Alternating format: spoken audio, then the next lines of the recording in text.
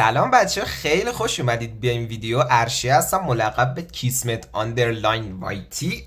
و خلاصه که امروز اومدم یه ویدیو آموزشی براتون آپلود کنم که خب خیلیاتون توی کامنت های شورت ویدیو هم به خصوص درخواستش رو داده بودید که آقا موقع راه رفتن یا دویدن چجوری گانتون نگاه میکنیم. ما وقتی میخوایم کار کنیم کنسل میشه و خلاصه کلا دو تا گزینه تو بیسیک داره که خب جلوتر خدمتتون میگم با جزئیات که قشنگ متوجه بشید. فقط قبل از اینکه بریم سراغ ویدیو جا داره که از تک تکتون تشکر کنم بابت حمایت خفنتون و این همه انرژی و کامنت های قشنگ. انقدر که من کامنت قشنگ میگیرم هیت نمیگیرم، چون اصولا همیشه برعکسه. مثلا از 100 تا کامنت قشنگتون شاید 2 نفر بیان هیت بدن که واقعا این آمار خیلی خوبی از نظر من.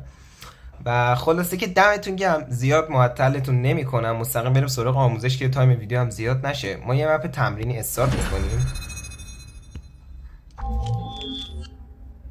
خب بچه، مپ تمرینی رو استارت کردیم. ببینید شما در حالت عادی باید بزنید در واقع رو این انیمیشن، یعنی وسط دنساتون یه انیمیشن خب دیدن گانتون، یه اینسپکت ویو وپن یا همون گانتون میشه، اینسپکت وپن میگن بهش، حالا خارجیش اینه، حالا درست تلفظ میکنم یا نه نمیدونم دیگه، به بزرگی خودتون ببخشید. خلاصه بعضی میگن خب ما اینو خیلی طول میکشه تا بخوایم بزنیم روش و بالا بیاد و ما بزنیم ببینیم.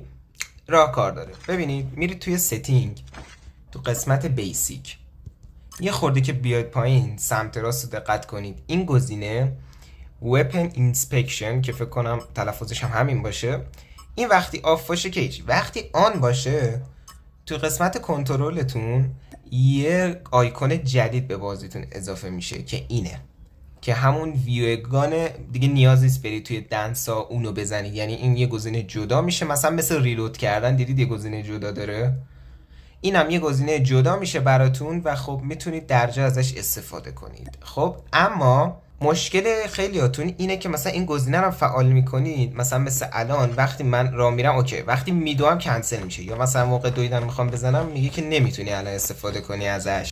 خلاصه که این مشکل خیلیاتون دارید، ارور میده که نمیتونید از این گزینه الان استفاده کنید و خلاصه برمیگرده به یه گزینه دیگه توی بیسیکتون.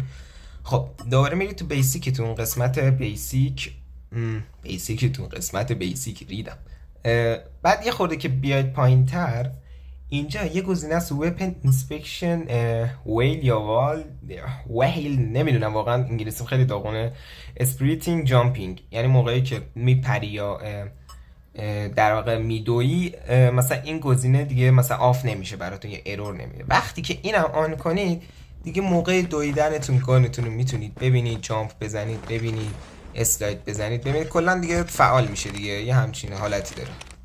و خلاصه که امیدوارم از این آموزشم خوشتون اومده باشه. اگه خوشتون اومد حتما ویدیو رو لایک کنید، به شدت نیازمند حمایتاتونم، چون تازه شروع کردم به ویدیو بلند آپلود کردن و خلاصه خیلی هم طولانیش نکردم که سرتون درد نیارم. مرسی بابت حمایتتون، دمتون گرم، خدا نگهدارتون.